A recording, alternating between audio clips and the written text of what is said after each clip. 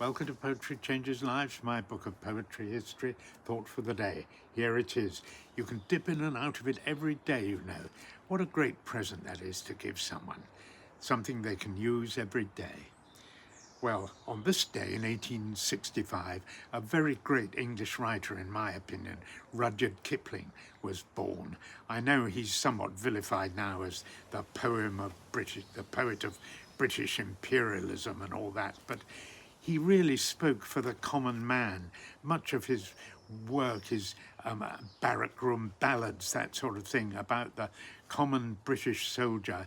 And we should admire the grit and determination of those men who built the empire. Whatever you think of the empire, individually, they were admirable people, in my view.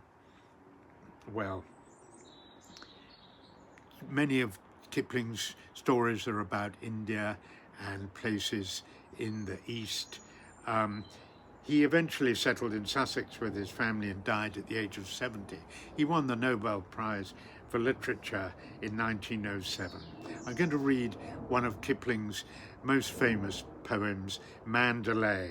I think it's beautiful. It combines the mystery of the Orient with the earthy practicality of the British soldier, who at the height of the empire could find himself on duty almost anywhere in the world and performed uncomplainingly all over the world. Great people, the British soldiers of the British Army in those days, and today, I may say. Here's Mandalay.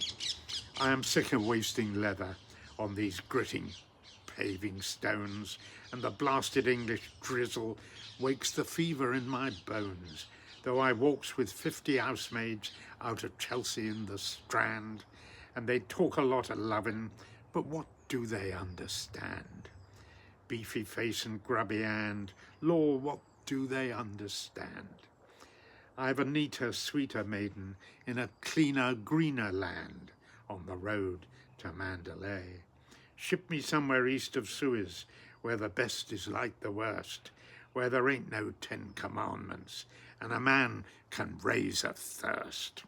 For the temple bells are calling, and that's where I would be, by the old Moulmein pagoda, looking lazy at the sea, on the road to Mandalay, where the old flotilla lay, with our sick beneath the awnings when we went to Mandalay, on the road to Mandalay, where the flying fishes play, and the dawn comes up like thunder out of China across the bay. Isn't that a great, stirring poem? I love that last line.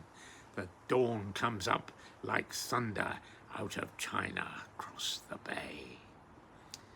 Today I will try to understand and respect people of all races and origins. Thanks for listening. Have a good day.